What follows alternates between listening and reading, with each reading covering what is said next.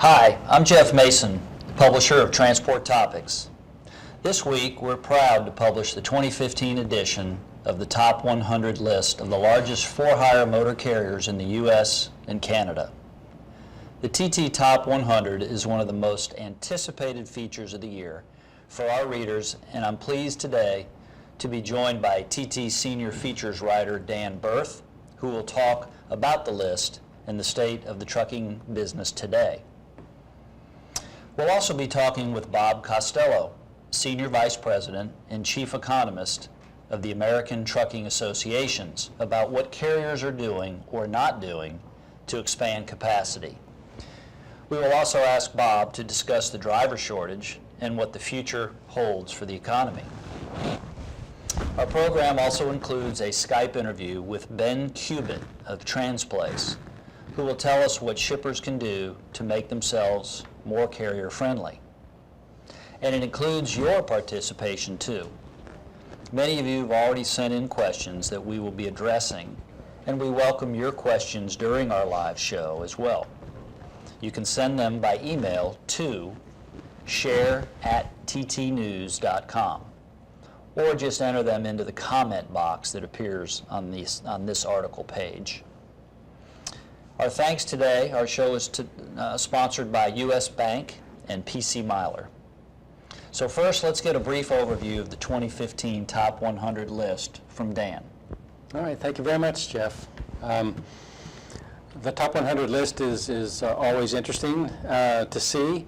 And this year, there's a couple companies that are, I think many people might find surprising to see on the list. And the first is XPO Logistics.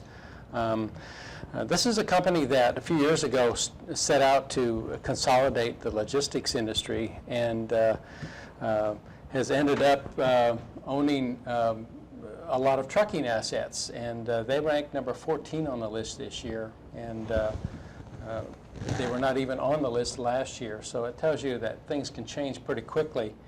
But XPO has made a number of significant acquisitions, including Bridge Terminal Transport, which is a big drayage carrier that was on the Top 100 itself last year. New Breed Logistics, Pacer Intermodal, and 3PD Incorporated are some of the other companies that they've acquired. So what's interesting about XPO to me is that they are not only consolidating logistics industry, but also trucking. So I think we'll hear a lot more about that company in the future. A couple of the companies I'd like to mention include Daseke Incorporated, which is a holding company for a bunch of flatbed carriers, and they have made one of the biggest moves on the list this year, going from number 59 a year ago to number 49 this year. And if you're a reader of TT, you will perhaps recall the story in the paper this week, I think, from my colleague Jonathan Reiskin about Daseke, in which they are saying that they want to be the largest flatbed carrier in the country. So they're number 2 right now in that sector. So the third company worth people taking notice of, I think, is a company called Dicom Transportation Group in Canada. This is a company that started out as an expedited carrier and has made some acquisitions in the U.S. and is listed for the first time this year at number 92. Another trend that we see on the list is one that we've seen in years past, and it's consolidation. So FedEx Corp is one of the companies that has made a significant move by buying up Genco, which is a major distribution company, and they've also having a bid for acquiring TNT Express in Europe. So the significance of this to me is that we're going to see now, I think, even more competition between the top 2 carriers on the Top 100. That would be UPS, of course, and FedEx. With these acquisitions, FedEx is more aligned with the services that UPS offers, and I think you'll see those two companies go head-to-head in many areas in the future. A couple of other companies that are also active in consolidating the industry include Transforce, which is the Montreal-based conglomerate that made 3 acquisitions, and all 3 of these companies were on the top 100 in years past. So they're making big acquisitions, and for Transplace, those acquisitions were Vitran Corp., Transport America, and Contrans. A couple other companies, Jeff, I'd like to mention include Forward Air, which made a purchase last year of Town Air Freight to consolidate its position in the air freight sector. It also pushed Forward Air's revenue over $1 billion for the first time this year. It's worth noting, I think, that a total of 35 companies on the list reached the $1 billion revenue plateau this year. That's up from 30 a year ago. So companies are getting bigger, they're getting more capable, but most people feel like there's a lot of consolidation opportunity left in the industry. So when you add up the revenues for all the top 100 carriers, it is more than $200 billion. And that's up 7.4% from the year before. So. Great, Dan, thanks. That's a great overview and a great way to kick off the show. What we'll do is we'll ask some questions now, and I'll direct those to both Bob and to Dan. First one, back to you, Dan, is what are carriers doing to squeeze more capacity from their operations? Yeah, Jeff, what we found in talking to carriers this year is that it's very difficult for them to grow capacity because they're limited in the number of drivers that they can hire. So what they're doing is they're looking at their operations, and they're changing, if they can, the delivery schedules to extend the times that are available for delivering freight or picking up freight. This makes it much easier to schedule trucks in and out and keeps those trucks moving. They're looking for ways to reduce the delays that are associated with loading and unloading. And this keeps, of course, drivers from waiting, which is unproductive time for them. And what you're seeing there is the imposition of detention fees if drivers are held up for more than 1 or 2 hours at a time. The third thing that their carriers are doing is handing off more freight to other carriers. So they're becoming a little more selective, or I should say a lot more selective, I think, in the kinds of freight that they haul. They're looking at where this freight is going, how it affects the driver. You know, is it something that can be easily accommodated without holding up drivers? And they're looking on for freight on a lane-by-lane basis. So, you know, in years past, companies would, I think, tend to take on all the freight that a shipper offered, whether some of it was good and some of it bad. Now they're looking more specifically at what freight they can realistically carry and be efficient at doing. So there's more interaction between shippers and carriers on that issue. So, as I said at the outset, a shortage of drivers will continue to crimp capacity, and probably the best quote I think I got that kind of illustrates that is from Russ Gottmuller of Continental Express, who said, for him, it's easier to shrink than to expand right now. And I think that's exactly what we're seeing. Carriers are looking at how they can right-size their fleet and their business to fit the availability of drivers. Good deal. So. Excellent, Dan. Thanks. Bob, we've got a couple of questions for you. First one is, please comment on the economic outlook and how that may affect capacity issues for carriers. Sure. But first, let me congratulate both of you, and especially you, Dan, on the TT Top 100. This is something that I keep on my desk all year round and refer to it often, so well done. In terms of the economy, In a sense, we got lucky here, or lucky.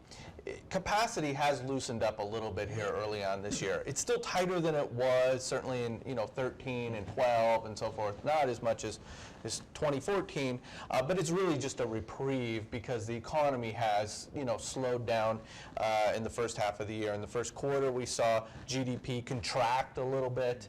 That loosened things up. In the second quarter, I suspect GDP grew a little over 2%. So not nearly as strong as it had been in the last 3 quarters of 2014. And that loosened up capacity a little bit. But I do think that's all going to change. I think there are indicators that suggest that the economy can grow closer to 3% in the second half of the year.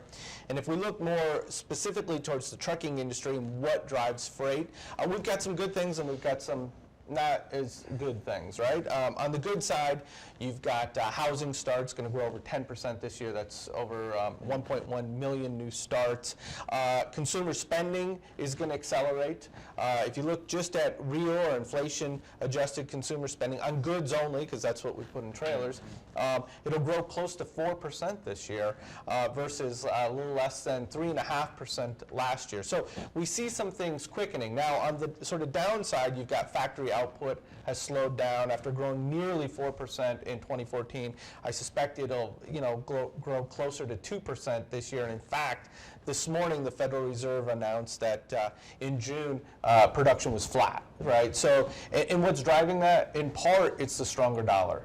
Right, and as the dollar has gotten stronger, that means it's more difficult to export, and therefore it's one of the factors, a large one, why factory output has slowed. The other thing that concerns me for the time being is the level of inventories throughout the supply chain. We actually think a correction is going on, and when that happens, you see truck freight volumes slow down. So as the entire supply chain reduces their inventories relative to sales, that's the key. Our inventories are always growing in dollar value, but we look at it relative to sales, and it's gotten quite high, by the way, the highest in this recovery. And so therefore, the supply chain is working that off. That's going to suppress volumes. So long-winded answer to say, first half of the year hasn't been that strong. Capacity still tighter than it had been a few years ago, but certainly loosened up from where it was. I think that's a short-term deal. I think that the economy will accelerate some. 16 looks pretty good to me. So I think capacity is going to tighten the further we get out. Excellent, excellent. Thanks for that outlook, Bob. And I'll come back to you here and ask you another question. Can you update us on the driver shortage and how it's affecting the ability of carriers to add capacity? Sure, and you nailed it right there. I mean, as Dan said, it's all about the drivers. Every fleet I speak with, they typically, well, they want to increase capacity. They can't find the drivers for it. And so as you said, Dan, and I see this all in the numbers all the time, they're right-sizing to the number of drivers they can retain. And during the economic downturn, we saw fleets right-sized to the amount of freight that was out there. Now they're right-sizing to the number of drivers they can keep. So as a result, we've seen capacity in the truckload space, essentially, it's down 0.2% this year. It was down over 3% last year, right? I mean, everything, even though tractor sales have been strong, right? It's all about replacements and so forth. So so that has been all around the driver. So what's the driver shortage going to do? Unfortunately, it's going to get worse before it gets better. Today we're short, probably we're in that 45 to 50,000 drivers. We'll have a report coming out later this month that gives a specific number and then forecasts that. But it's getting worse. It's not getting better, even with a little bit of a reprieve in the economy today. And that means, you don't need an economist here to tell you. You've got a limited supply and demand will pick up. It means wages are going to go up. And they're going to. And we've already seen it this year, even in the first quarter. Despite the economy not being very good and volumes not being very good, a number of fleets announced truck driver pay increases. So that leads us to what's going on with turnover. Now, funny enough, turnover has been quite high, in the mid-90s for the truckload carriers. Although, if you go back to 2005, 2006, it was actually much higher, around 130%. But for this cycle, it was high and in the mid-90s. In the first quarter, we saw a reprieve. It slowed down, or went down to mid-80s. And we reported that yesterday. I don't have an answer for that. I was a little surprised. I suspect just the way the weather was and freight was, that drivers just weren't, skipping around carrier to carrier as much as they normally do. I wouldn't be surprised if that number goes back up. So at the end of the day, capacity, as Dan said, and I agree, it's all around the driver and the inability to add equipment. Yep. And Bob, thanks. You covered this a little bit, but speaking of 2005, 2006, that was the last time we really had a serious shortage of capacity. How does this environment, or this environment, compare to 2005, 2006? And I'll address it to either one of you. Well, from my perspective, I said the driver turnover was higher back in 05 and 06. I suspect that was more around things like CSA and so forth. Excluding that, and we're probably in a new era, new level of turnover, I think this is much worse. It was bad then, it's worse now. And if you look at it, I mean, back then in 05, 06, I think we pegged the driver shortage about 20,000 drivers. Today it's 45 to 50,000. So from my perspective, it's much worse, and it's going to get worse before it gets better. Dan, would you agree with that? Is that any comment? Sure I do. And I think what's different about the environment we're in today is that there are things which are reducing the productivity and utilization of equipment, the productivity of drivers and the utilization of equipment that maybe didn't exist before. So if the economy remains relatively strong, I think we're looking at a prolonged period of capacity constraints. You can't, to me it's interesting to see that historically these periods of tight capacity don't really last very long, because obviously the incentives exist to expand if you've got more demand than you can handle, right? And prices are going up. This should encourage expansion, but I think this time it will be much more difficult for everyone to offer more capacity for a variety of reasons, and so we're looking at a prolonged period of constraint, I think. And you're exactly right, Dan. If we look at, one of the measures I look at on a monthly basis is miles per truck per month. And that obviously fell during the downturn, no big surprise. You got, less productive with your equipment and so forth. But what's different this time is that number has been stagnant, okay? And it's a whole bunch of things. It's regulatory, it's the supply chain, and so forth. It's drivers wanting to get home more often. I don't blame them, and so forth. But the reality is they're not getting any more miles on their truck each and every month. And that goes right to your point, Dan. They're not really, there's other ways they can be more productive, but that is a big limitation right there. Let's move on. A couple more questions. We've got some viewer questions we'll get to here in just a moment. This one, back to Bob. With shippers asking multiple carriers for capacity, what's the best way for carriers to evaluate both the supply and demand for freight hauling? Yeah, well, certainly that happens. Shippers today are, I think, a little sticker shock sometimes when they go out in the marketplace, and we saw what happened in the spot market last year. Spot market rates were up 15%. Average revenue per mile this year is still growing. It's grown about 3.5% this year, excluding fuel surcharges. And even the spot market rates are up a little bit. So shippers, I think, are going out there, talking, trying to see what they're doing. At the same time, so are fleets. Fleets are looking to get shippers that fit well in their networks, that help their average miles per truck per month. and so forth. So I think it's probably good on both sides to reevaluate where they are. Although I will say, I think it's if you had to pick a side, which is probably in you know, sort of in the place of dictating terms more than the past, it's probably on the fleet side, and they're being much more selective. And Dan brought up a good point earlier, and we see this in our numbers as well.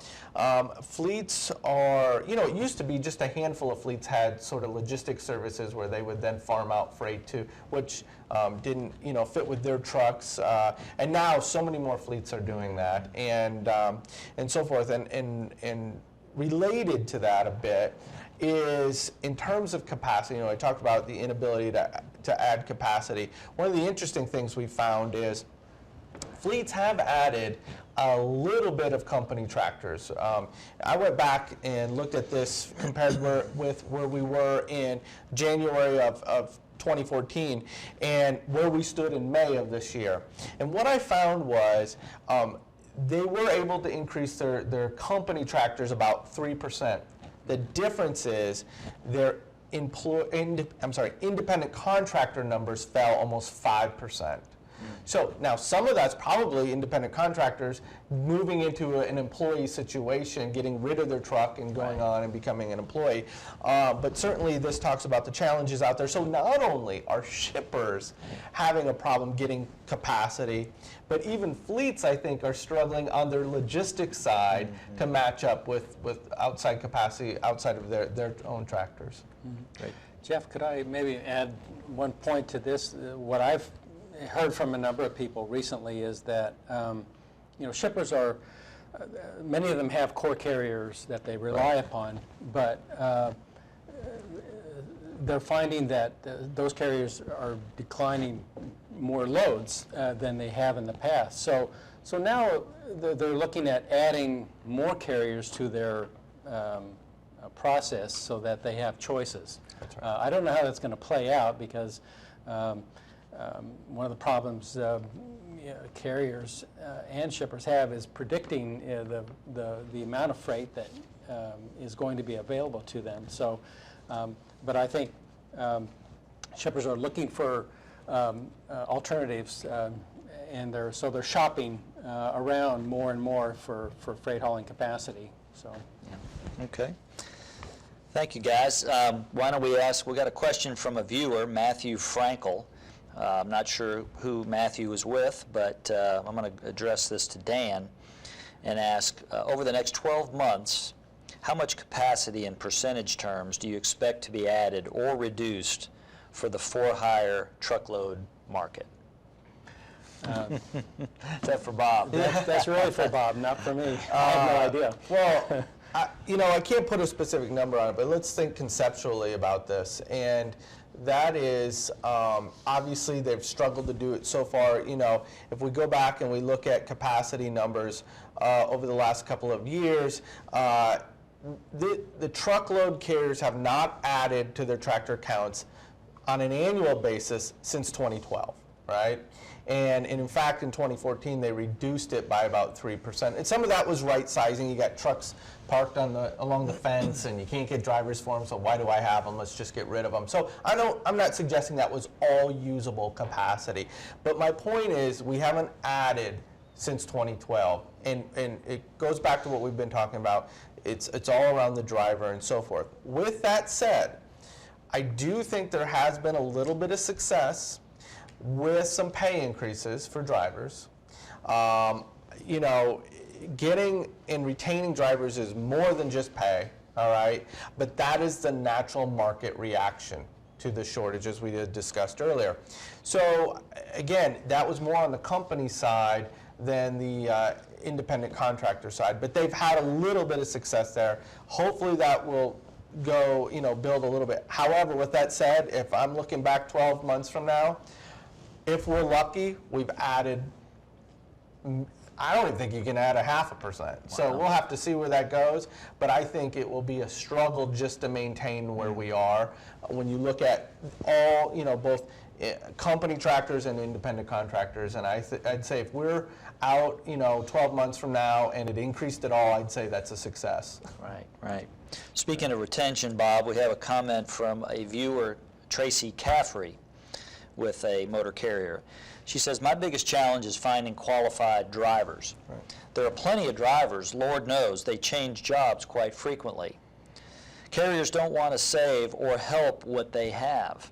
Maybe if they change their way of thinking and practices, they find it costs less to take care of what you have than to keep replacing them. So speaking of retention, I think, Tracy, you're absolutely right, and we're seeing a lot more retention policies coming into play, whether it's pay, equipment changes, rerouting. It really is about keeping the drivers that you have, and I think retention rates are probably increasing. Is that right, yeah, Bob? we saw in the first quarter that it came down from high levels to turnover at mid-90s to mid-80s, still very high. But I would agree that fleets are spending more time on this. But this is the free agency of trucking. I mean, the grass is always greener on the other side of the fence. Let's be very clear. Turnover is churn, not people. Yes, people do leave the industry, but the vast majority is churn. And in fact, we've looked at this. If you can keep a driver for 90 days, those turnover rates drop in half, all right? So it is literally, folks, just going from carrier to carrier. I'm not saying the carriers are innocent here, that they need to do things to help retention. I believe they are doing some of it. They have more to go. But when you're a driver and you have a good driving record and you're in such high demand, and I don't know, you don't like the way your company's customers are treating you, it's easy to just go right down the street and get another job. And so this is what I tell shippers all the time. This is not just a trucking industry issue. This is a supply chain issue, and everybody needs to treat drivers better. Excellent point. Bob, kind of back at you, we're talking about turnover rates. One question is, what can you tell us about turnover rates, and do you see a change in the pattern of driver turnover? Well, getting back to the first quarter, I want to wait and see if that holds. That moving from mid-90s annualized turnover rate to mid-80s on the truckload side. By the way, LTL had 9% driver turnover. So much different. The drivers are generally paid more. They're home more often. They don't jump around as much, and so forth. But I'm going to withhold judgment on that first quarter number until I see whether or not that sticks. Because if it does, we'll have to figure it out. Because obviously something happened. Yeah. I still think it was a lot of weather. I think it was just factors. With drivers, especially when the economy picks up in the second half of the year a little bit, and in 16, the way we look at it now, it could be a really good year. There's going to be a lot of pressure on drivers, and that means drivers can jump from company to company, get these sign-on bonuses, get those sorts of things, and so I would not be one bit surprised if turnover creeps back up. Good. Jeff, could I inject maybe a quick question for Bob? I'm curious about it. I think a lot of carriers are being more selective about the drivers that they keep, too. So we're seeing some drivers getting pushed out and into other companies just because maybe their CSA scores aren't good enough, and their companies, shippers and carriers, are more conscious of this. And we're looking at the next few years at the adoption of electronic logs. Right. And many people expect this to cause more people to leave the industry and worsen the capacity rate. Do you have any thoughts, about that? Well, let me go back to your first point. And what I talked about earlier on when I said turnover rates were, 130% back in 2005, and they were high at 95% in this cycle. What's the difference?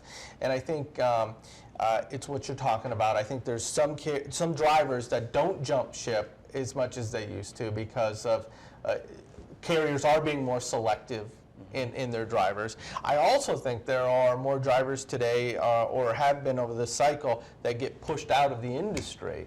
And what we call that non-voluntary departures. And, you could have upwards of, 10 to 15,000 drivers needed every year because, you know, drivers were pushed out of the industry in that regard because of, so I think that is one point. Second, on terms of ELDs coming into effect, something that ATA is very much supportive of.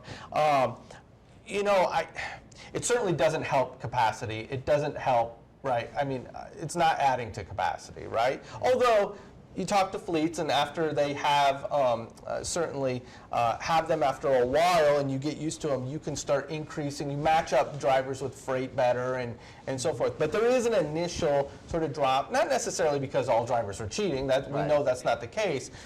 It's just because you're getting used to new systems and so forth, and so. But once you get used to that, I think you can see a boost back up. However, we do know that there's at least a small percentage of people that you have a little bit more flexibility, I guess, if you will, with the paper logs, and so it's not going to help capacity in with drivers and so forth. Although, funny enough, you talk to fleets, and when they first put them in voluntarily already, the drivers are like, "Don't you dare put those in my truck!" And after they have them for a while, "Don't you dare take them out of my truck!" Right? So, so anyway, Good point. Thank you, Bob. I'm going to stop a moment and just remind our viewers that a couple things. One, if you have any questions for today's panel during this webcast, you can email them to us at share@ttnews.com or enter them into the comment section that appears on that particular page. I'm Jeff Mason. I'm publisher of Transport Topics, and I'm joined by Dan Berth, Senior Technical Writer for Transport Topics, and Bob Costello, the Senior Vice President and Chief Economist for the ATA, the American Trucking Associations. And we're here discussing the recent release of the annual TT Top 100 for-hire carriers, which is a highly anticipated list with lots of information available. So you'll be getting your copy soon, and it'll also be live on the website very, very shortly. With that said, we have a couple more questions, and then we'll get to our Skype interview. This is for Dan or Bob, but will technologies such as mobile apps have an impact on driver productivity and equipment utilization? Dan, I know you've written about this. What would be your comments there? Yeah, the answer is yes. As I said earlier, shippers and carriers are trying to better match freight with capacity, and mobile apps and TMS systems are providing the data that makes that possible. So I think we're at a very early stage in terms of adopting and seeing these systems being actually employed. So it's something that will definitely be needed as we go forward in terms of helping fleets move more freight with the existing equipment they have. Yeah. Definitely. We have several related questions from viewers around technology, and one, Lucius Stephen asked, what technologies are small carriers willing to invest in to compete with larger carriers? Any comments, Dan, through your writing, interviews?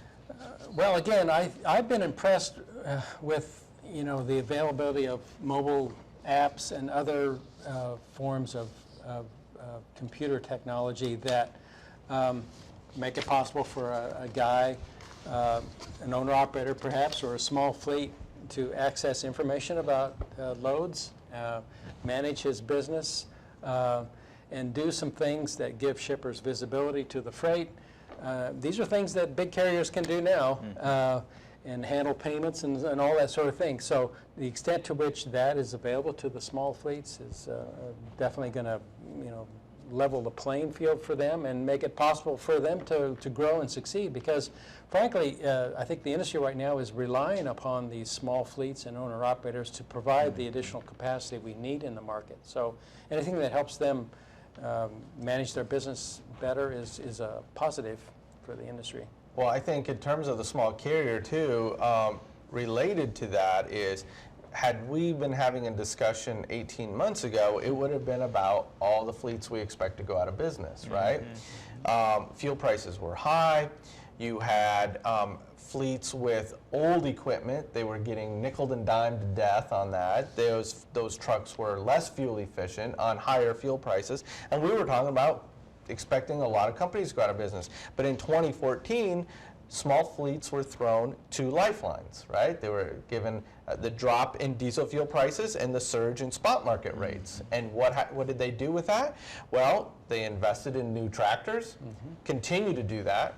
They're paying drivers more, and then they're doing things what you're talking about, getting into more technology. So we have completely flipped from talking about these small fleets going away, or not going away completely, but a lot of them going out of business, to now they're not only doing it, they're thriving. Right. And it's been a very interesting, and again, those two lifelines of the drop in fuel prices and the surge in spot market rates help them immensely. And I think we'd agree, and Dan, to your point, technology is leveling the playing field for these smaller fleets to be able to compete and be just as productive as some of the larger fleets. Moving on, we got a couple more questions, and then we'll let Dan introduce our Skype interview. But D.W. Spear out of South Carolina asks, will smaller fleets stay competitive in 2 years with compliance to all the regulations? Do we have any comments there about small fleets' competitiveness? Dan, you want to tackle that one? Well, I think we've kind of hit it on hit that point already, but the regulations particularly on electronic logs, I think is something that small fleets will have to deal with and adjust to, and that could make it more difficult for some of them. But there are other trends that are making it easier for these guys, and if rates stay up, they should be able to survive, I think, and do fine. Okay. Bob, would you agree with that? I would agree with what Dan says. And finally, John Adami asks, in light of the operational trends we're discussing, can anybody make any projections regarding 2016 Class 8 truck builds? Well, I guess I'll look at, I do think, and I don't forecast specific numbers, but conceptually, I think this year will be the peak year in terms of Class A. And we're seeing orders have been falling, right? That's not a surprise. And this was the catch-up effect, right? We went for years, especially we talked about earlier, a lot of these smaller fleets had not invested. They were at a competitive disadvantage. You got the surge in spot market rates. You got the drop in diesel fuel prices. And now all of a sudden they can afford to reinvest in their equipment, and that's exactly what they're doing. And they're rejuvenating it. At the same time, you've had larger carriers try to keep that differential in age, right? There's a lot of large fleets that have an average age of less than 2 years. They like that, and they use it as a recruiting tool and so forth. With that said, I do think we probably hit peak this year in terms of next year will still be strong, but I don't think it will be as strong in terms of Class 8 truck builds as it is in 2015. Okay.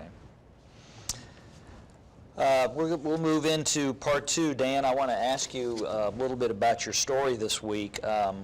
You quoted many carrier executives in the industry, many of which we all look up to and want to know what they're talking about in the industry. What are they saying or talking about as far as expanding? What did they tell you? Yeah, expansion for most carriers is in organic. In other words, they're trying to work with their existing customers to handle more freight. Acquisitions remain a big focus for a lot of fleets, and they're trying to improve the efficiency of their operations, as we started out talking about.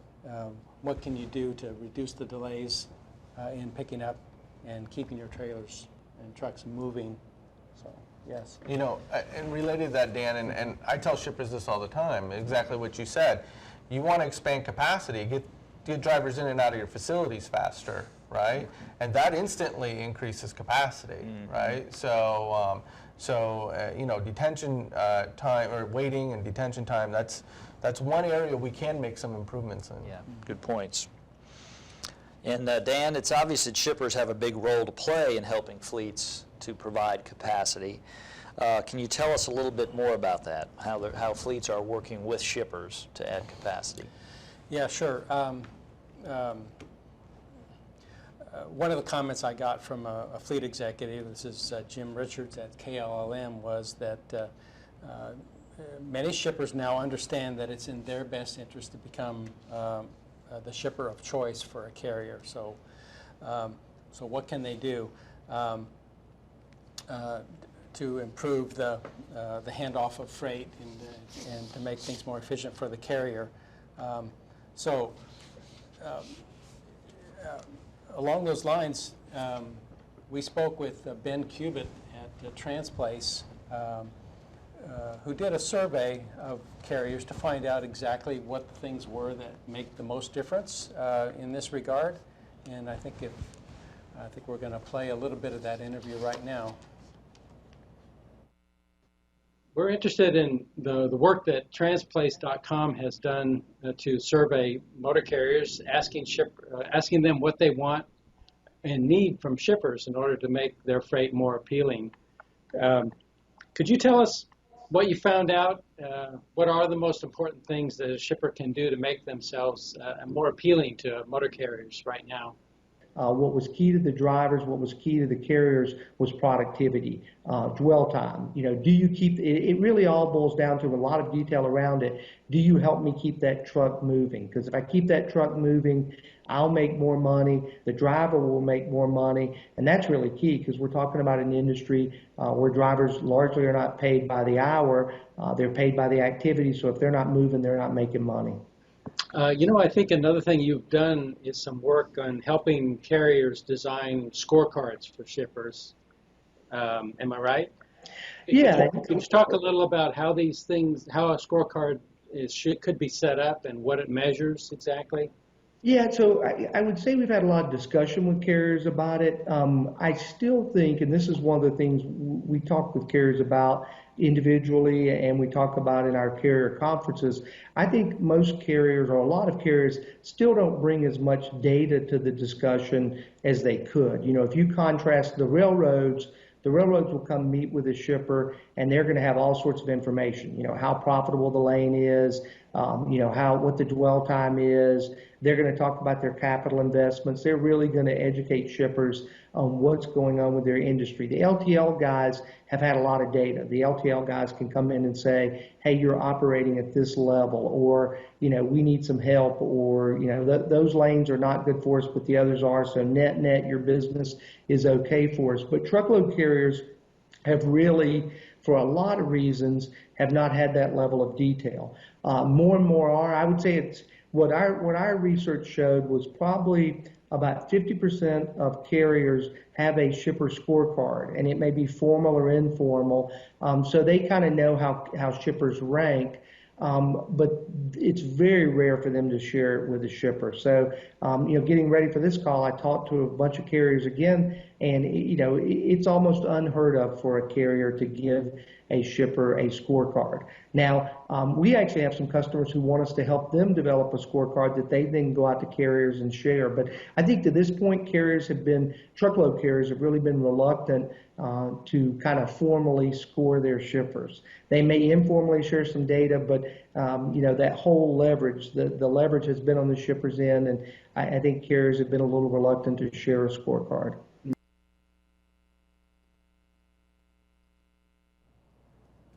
Yes, hello again.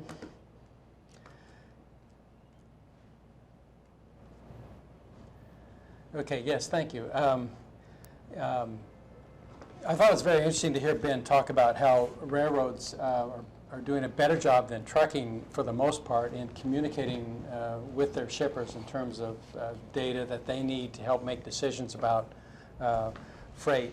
That's something we can improve upon, I think. And it reminds me that, you know, in our coverage of the story this year, a number of executives have told me that that negotiations over delivery issues are probably going to be the one thing that you're going to see a lot more of.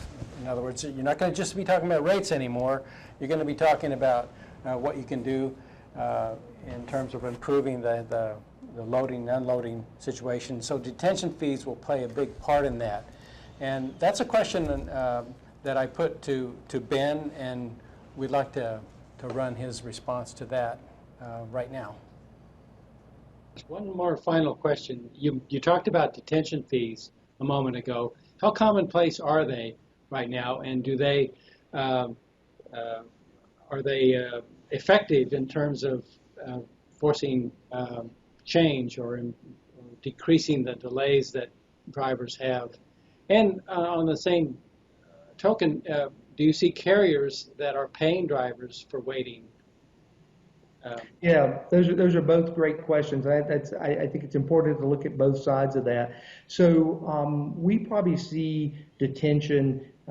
Detention is ineffective, but it's the best thing we have. So the reason I say it's ineffective is most shippers have a pretty active effort to refuse detention charges. So in other words, they make it. Most shippers make it somewhat difficult for the carrier. I know when I was a shipper, we would try to have contract terms that limited detention. We would require prior approval. We would, ask for documentation that you called us when the driver was detained. And all those, the shippers aren't necessarily trying to be unfair, but they have to show their due diligence. And so it becomes this real tug of war between the shipper and the carrier for most instances.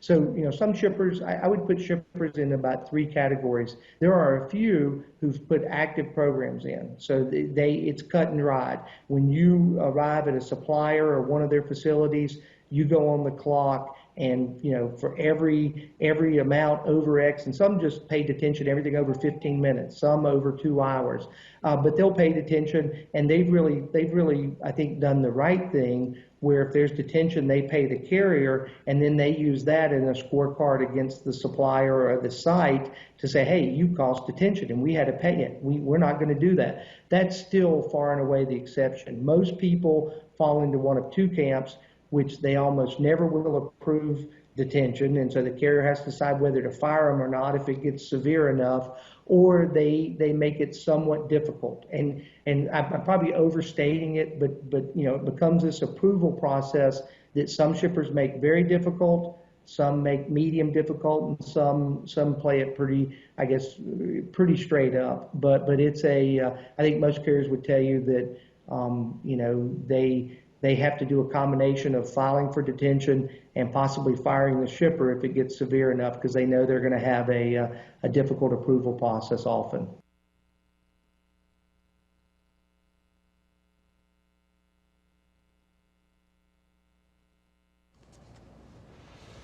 That was Ben Cubitt with Transplace, and we want to thank Ben for sharing through Skype on this particular broadcast. Bob, I think you had a comment on what Ben was speaking about. Yeah, well, just generally about detention time. We looked at this issue late last year, and what we found is, and if you go back historically and look at this, you wouldn't have found numbers like this, but upwards, well, depending on the sector in the truckload space, but you had irregular route truckload carriers, 92% of them pay their drivers detention time. On average, it was after 2 hours, and it was roughly in the $12 to $15 an hour pay. Now, since then, I've heard of a number of carriers that have gone from 2 hours to 1 hour. So whether or not they're getting it from their shipper, right, they're certainly paying it to the driver. And it'll depend, tank truck isn't as high. It just depends on the type of operation. But certainly in that dry van space, flatbed, refrigerated, there's 85 to 95% of carriers in that space are now offering detention time. So this is very different than had we seen this even back in, you want to talk about difference between 05 and 06, I would say this is a big difference in that they're paying drivers for waiting time. And really what this is about is, as I said before, getting those drivers out of the facilities so that that's a way of increasing capacity within the current confines of the number of trucks you're operating. Great. Thank you, Bob. I'm Jeff Mason, publisher of Transport Topics, and we're here today with Dan Berth, Senior Features Editor of TT. and author of the always popular TT Top 100 for-hire carriers, along with Bob Costello, Senior Vice President and Chief Economist for ATA. Our broadcast today is sponsored by U.S. Bank and PC Myler, so many thanks to those companies for helping us underwrite this program. We'll move forward now to some more questions and comments from our viewers. This one's for Bob. Mike Reed asks, what's the estimated driver shortage in the LTL industry 5 years from now? Bob, you've been working on a report to provide new estimates of the size of the driver shortage. What can you tell us about that? So we'll come out with a report later this month, but and give an exact number and so forth. But historically, the driver shortage problem has been an over-the-road truckload problem, right? And if you go back and look at that, that's what it was. The difference, another difference between 05, 06 and today is that problem is now expanding out of truckload into the LTL and private carrier space. Do they have it as bad as truckload? No, not at all, right? Not even close. However, the fact that they have a problem, there are private fleets out there that are paying $70,000, $75,000 a year and can't seat all their trucks. I mean, that is astounding to me. So why is it worse than before? It's because it's no longer just a truckload problem. It is an LTL issue. Not nearly as bad, but it's now gone outside of the truckload space. Excellent, excellent.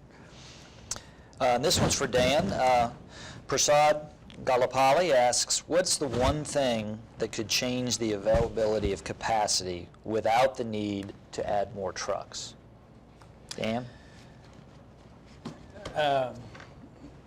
I guess it goes back to the issue of speed and increasing the velocity of trucks and eliminating the delays that experience drivers. That's the number one thing. You don't mean driving faster. No, not driving faster. But maybe this is an opportunity to make another point that I found in my coverage this year, which is, a lot of fleets have tried to convert their companies' drivers to owner-operators and through a lease-to-own program. And I found a couple fleets that have actually had great success in increasing their capacity through these programs. But the track record for these programs are kind of mixed. And the key to making them work seems to be having a good financial arrangement that is arm's length, where the company doesn't have a conflict of interest in owning the vehicle and also controlling what happens to that driver afterwards, and having a good support system within your company to keep those drivers busy. So, we've talked about owner-operators as being a source of additional capacity. This seems to be, one way you can do that, but carriers, I think, need to be careful about how these systems are designed and to make sure that the drivers can succeed. Yeah. Mm-hmm. Thank you, Dan. Bob, the lawmaker has offered a proposal that would require drivers to be paid by the hour rather than by the mile. Do you see any signs that the industry will change the way drivers are paid? Any comments? Well, I think that you said it right there. I think the misconception is that all drivers are paid by the mile. That is not the case, right? And a majority are. I'm not saying they're not, but the people out there think that all drivers are paid by the mile, and that's simply not the case. We looked at this issue, and let me just give you a little bit of data behind this. First of all, we asked fleets, how many different types of pay packages do you have? Now, this is not bonuses. I'm not talking about that. I'm talking about base pay. And only a quarter of fleets said that they pay drivers one way, right? 3/4 of fleets say they pay drivers multiple ways. And in some cases, the driver can pick how they want to get paid, right? 43% of carriers said that they pay two ways. The most common two ways would have been per mile and hourly, right? So right there, only a quarter of fleets said that they actually do that. Now, if you look at the percent in different areas of the business, the percentages of paid by the mile. For example, let's take the one area where most of the drivers are paid by the mile, and that's national truckload irregular route dry van, right? I mean, that's really the when people are new to the industry and so forth. A majority of those, upwards of 85% of those drivers that for companies we surveyed, I should say companies, pay by the mile, but 15% said in that arena they do pay hourly. If we go to flatbed, we had a fair amount that pay hourly. But amazingly, in the refrigerated sector, we even had upwards of 8% of fleets say the primary way they pay drivers is salary, right? So I think point number one. Point number two, some of these public policy folks think that it's safer not to pay by the mile. And they'll point to LTL carriers and they will point to private fleets. But the reality is a majority of the over-the-road LTLs and a majority of private fleets pay by the mile. Okay? So that's not the case. Yeah. So anyways, I think there's just some real misconceptions in that, but fleets are looking at this. This is part of the old, the entire. We can't find enough drivers. How do drivers want to be paid? And it does vary significantly between types of operations. But believe me, fleets are looking at this. Right. And I believe you, as you said, you have a report out that's available. It is. If they just contact the ATA website and it's the 2014 driver compensation study, and it is in there. Those numbers are in that report. Fantastic. Dan, any questions on there? John Lensmeyer asks, what is being done to bring new drivers into the field? Specifically, what conversations have we had with large shippers to help them realize that this is an issue and a concern? Well, I think one of the other misconceptions, in this driver shortage report, we talk about how many new drivers we need every year, and it's it's over 80,000 new drivers every year to replace. The number one reason why you need is retirements, by far. That is the largest. Then industry growth, and then people leaving the industry before they're retired and so forth. But here's the interesting thing. I deal with the truck driver training schools quite a bit, and if you go look in in those schools and see the folks in there, yes, you have 21, 22-year-olds, but you also have a lot of 40-year-olds. And I think as an industry, we need to do a better job of showing that to people whose careers may not be going where and some other careers not going the way they want it, or they can't get in that career more, that 80 upwards of 95% of truckload carriers pay vacation time and offer life insurance, and 98% offer health insurance. I mean, it's not an easy job, but it is a job where, especially in the truckload space, not necessarily in the LTL or privates, non-union workers get very good benefits. And I think we're not doing a good enough job as an industry selling that. We're improving. We've got image campaign stuff. We're doing other stuff, but that's something we can tout out there and hopefully attract more people. Now the challenge there is you build 1.1 million new homes, you need more people to build those, and that's where we are this year. And so there are more alternatives out there. Right. A related question we had from Mike Bridgman asked, why is no one trying a national hiring campaign with the media to entice new hires into the industry? And I'm reminded of there is an ATA partnership in working with the U.S. Chamber of Commerce on a program called Hiring Our Heroes. And ATA is committed to hiring over 100,000 drivers, new drivers, over the next 2 years. This is an initiative that's targeting veterans returning from overseas, and many of the ATA member fleets that we know are very involved in this. CR England, UPS, Transport America, Conway, Maverick, and many, many others. So there are some initiatives in place to try to recruit new veterans to come into the industry. And Bob mentioned also a trucking image campaign. Many of you are aware of the Trucking Moves America Forward campaign, which has been in place for about a year now, and it's been developing dollars to do just that, but create a positive image in many sectors of the country to try to paint the trucking industry as the safe, reliable, and great industry that we are. So we hope that that campaign over time will also improve the idea of becoming a driver in the industry. Any other final wrap-up before we close up? I want to thank our guests today and also let people know that before we wrap up anyway, I wanted to let folks know that the information here will be on the website. We have a new and improved website this year. It's a much more interactive list that is available when you go to ttnews.com. And we have company profiles, very interactive details, and we're very excited about that. So if you go to ttnews.com, you'll be able to assess that. Many, many thanks today for Bob Costello, for joining Dan and I, and also along with Ben Cubitt of Transplace with us via Skype.